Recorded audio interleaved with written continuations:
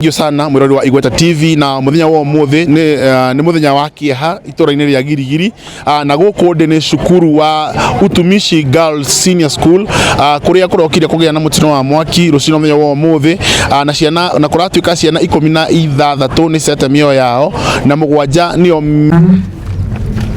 Nafikiri leo imekuwa siku ya huzuni sana. Tuliweza kuamkia mkasa wa moto takriban saa 7 ya usiku, na kama ilivyoelezewa na mawaziri na gavana, tumekuja hapa kwanza kusimama na familia, hasa zile ambazo zimeweza kuathirika. Na hii shule ni shule ya ngazi ya kimataifa na iliweza kuanzishwa mwaka wa 2020, ikaweza kukua na ilikuwa na watoto, sasa imefikisha watoto 815 na watano, lakini wale walikuwa kwa shule ni 808 na kwa lile bweni la kulala kulikuwa na watoto takriban 200. Na katika hafla hiyo ya moto, ingawa wazima moto walijaribu kufika, tunashukuru sana wale waliofika wa kwanza. Anti stock theft walikuwa hapa, tulikuwa na NYS walikuwa hapa, tulikuwa na zima moto ya county iliyotoka kule Naivasha ilifika hapa, na waliweza kujaribu kabisa kuzima moto, lakini kwa bahati mbaya na kwa huzuni sana tukaweza kupoteza watoto wetu, watoto takriban watoto 16. Watoto 7 wako hospitalini, lakini wale wengi zaidi ya watoto 700 wanaweza kushikanishwa na wazazi wao waweze kuondoka, ndio tuweze kupatia hata nafasi wale teams ambao wanafanya uchunguzi, wale ambao wamekuja hapa kuchukua chembe sababu ya kufanya DNA, sababu unajua kwa mikasa ya moto inakuwa iko na shida ya kuweza kutambua hata ni nani ambaye ameweza kutuacha. Kwa hivyo tutakuwa tukifanya hivyo, na tukifanya hivyo tutaomba hata wale ambao ni wananchi wa Gilgil, tutakuwa tukipunguza wingi wa watu kwa shule, ndio tuhakikishe kwamba tumepunguza umati ambao uko hapa. Tupatie maafisa wetu wa DCI, wale wa Ministry of Health, wale wa Education waweze kufanya uchunguzi na waweze kupeana njia ama mwelekeo. Lakini la muhimu sana ni huzuni sana, sababu nafikiri hili si jambo ambalo limetokea mara ya kwanza. Tulikuwa Endarasha juzi, tumekuwa na mtoto Faiza hapa Gilgil Hills, tumepeleka mpaka kwenye bunge, na nafikiri sasa mahali tutatoka ni kufanya uchunguzi. Ukishafanywa, sisi kama viongozi lazima tuwajibike kuhakikisha kwamba imetekelezwa kwa mashule yetu. Tusikue tunakuja wakati mkasa umeshatokea, tukue tunakuwa proactive. Ile inspection ya shule inafanyika, ndio tunajua mambo gani. Lakini kwa sasa hatutaki tuseme mengi, tunasema tu pole makiwa kwa jamii na familia za wale watoto wetu wameweza kutuacha, na sisi tuko hapa. Red Cross wako hapa na tunawashukuru, walikuwa wa kwanza kufika pia, na wako na nambari ya simu ambayo haina malipo 1199, unaweza ukapiga na ukaweza kupata usaidizi, sio tu wa kujua mtoto wako wako vipi, hata kupewa counseling ama kupewa mawaidha ya kuweza kukubali. Na nafikiri baada ya hapo tutakuwa tukiweza kupeana ushauri mwingine ama kuweza kuongelesha wanahabari later in the day, ndio tuwapatie vile tumefanya na zile hatua ambazo tumechukua. Asanteni sana. Thank you. Maybe waziri, one question. Naitwa Robert Omaina kutoka Citizen. Kati ya wale 16 ambao wameweza kupoteza maisha yao, maybe ni wangapi walioungua, wangapi ama vifo vyao vilitokana na nini hasa wakati huu wa mkasa, tukielewa kwamba ile bweni lilikuwa na wingi wa wanafunzi?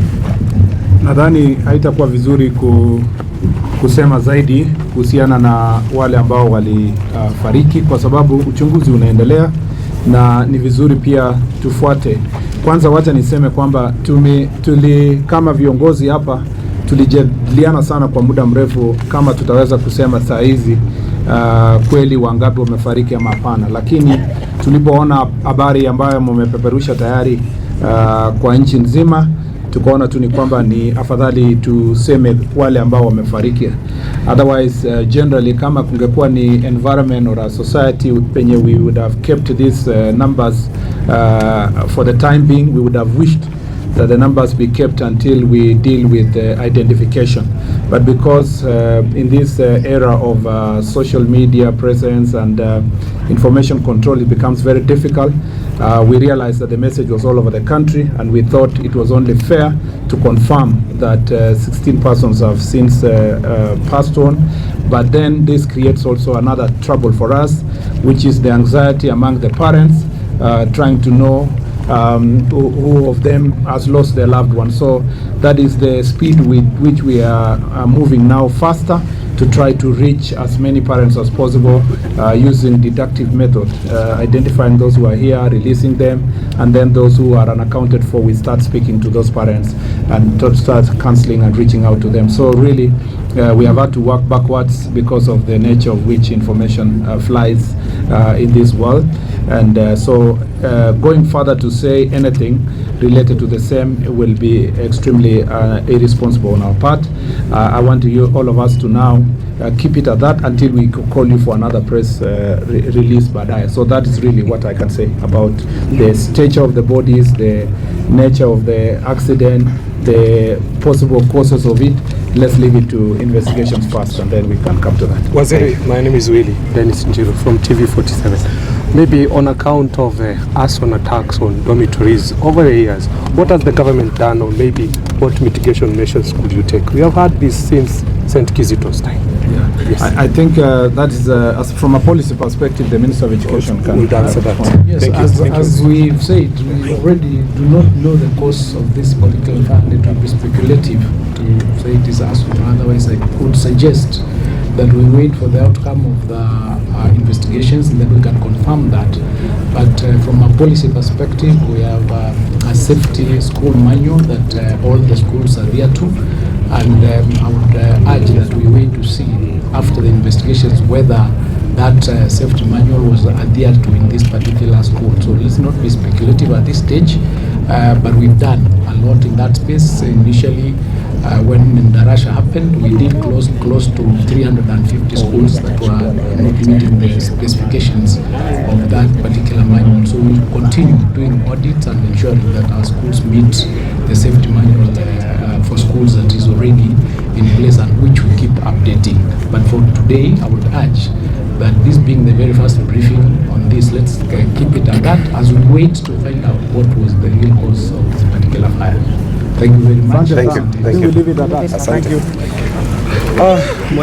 First of all, let me say, following the information you have been given now, I want to pass my condolences to the families that lost their loved ones. We know that this is a very anxious moment, and even as we account for the 16 so far identified as having passed on, I want to ask the people of Kenya that together we stand with the families, the Utumishi Academy fraternity, and the rest of the family members who have lost their loved ones in prayer, in support. I ask everyone to be patient. We avoid speculation as to the cause of this tragedy.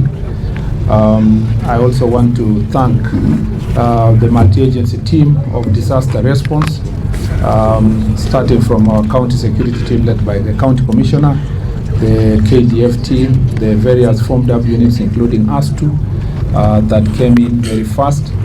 As you very well know, most of the students who come to this school are children of our officers who serve in the National Police Service. And so as a ministry and as a family, we stand with everybody, even as we release the parents whose children are still in school, which is the larger number, and who actually may not have been injured directly. We know that they will need a lot of support, psychosocial support, and the hotline number has been given, which is 1199, basically for people to call for help. And we are working together with the Red Cross. As you know, they are part of the National Disaster Response Team, so that even when parents, when their children have already gone home, we will make sure that even at home they will receive counseling services and psychosocial support wherever they may be. I just want to say that as a country, this is a serious tragedy. The investigations are going to be thorough. The Director of Criminal Investigation is here. The crime scene investigators are already here. The officers from government chemists are also here. And all processes will be done, including DNA tests, to ensure that these processes are done successfully. And I just want to say that poleni sana. On behalf of myself, my colleague, our government, we want to say poleni sana, and we'll continue standing with you. Was there any interventions? As we are here,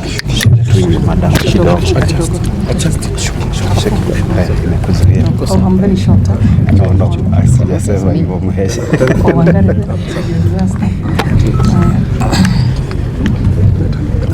Good morning to all. As we are all gathered here today, it's just a very, very sad morning as we have all woken up to this disaster. And as you have heard from the two cabinet secretaries of Education and of Interior, we are all working together, both the county government as well as the national government, so that we can make sure that we stand in the gap for these parents. It's really a huge disaster that this morning. And what I can see, or what is happening right now, is also the pairing of the parents with the students who are here, so that at least from that point, we are able to then move to the next level. And as the Cabinet Secretary has said, there is also counseling that's happening or that's available here as we continue praying for those in the hospital so that they can heal and providing care and services for them. But also as we continue now to the more difficult part, which is figuring out the ones who have lost their lives, as well as informing the families once we get to that point. So as we stand here, we stand in solidarity with the parents, with the school, with the wonderful people of Kenya, the families and the friends and everybody. And as a government together, we are working to make sure that everything that needs to be done is done. And as you have heard, we also have the Director of Criminal Investigations and his team, because it's also important to get to the bottom of what caused the fire so that we can make sure that it does not happen in the future anywhere else. So asanteni sana, and we continue working on it. Karibu Mheshimiwa Mwangari. Senior school, where at about 12:45 a.m. a fire broke out in one of the dorms on the second floor of that particular dorm. And the dorm is completely destroyed, together with a lot of injuries to our learners. And unfortunately, we lost some of our learners in that incident. I'm going to give you those figures. Ladies and gentlemen, this particular school has a total girls population of 815 girls. At the time of the incident, the girls that were in school were 808. 7 of the girls were at home for various reasons. Out of the 808 girls, 79 were injured and taken to the hospital. They were treated, and 71 of them were discharged. We have 7 currently admitted, and 1 has been picked by the parent from the hospital. Out of that number of 808, we have 16 fatalities whose identities will be identified. The process of accounting will be taking place with our investigators. It's an unfortunate incident. At the time of the fire, responses were received from our security agencies, and we'll be talking more about it, from STU, KDF, County Fire Brigade, and the Kenya Red Cross, among others. The response teams, of course, managed to put out the fire by about 3 a.m., but by then the damage had already been done. We currently have our CSI in place from the DCI headquarters, who are processing the scene with, of course, a view of identifying all the victims. Investigations are ongoing, and there is a hotline number number 1199, to which we'll be asking the parents to keep reporting, especially those who might have left with their kids when they came earlier. And that hotline number will also be available for counseling. That is the current status. The event will be releasing the learners who are here present with their parents in the course of the day, and will continue briefing you on the process of the investigations and the outcome. I take this opportunity to pass, on behalf of the minister and myself, our condolences to the families, and continue wishing those who are injured quick recovery. Thank you. So perhaps you leave, what could be the possible cause of the fire? Investigations are ongoing, but the identification of the cause of the fire is not yet identified. We'll be able to give you that information once the investigation is complete. But allow my learned colleague, cabinet colleague here, to say a word or two, and the governor, then we can respond to your questions. Okay, thank you.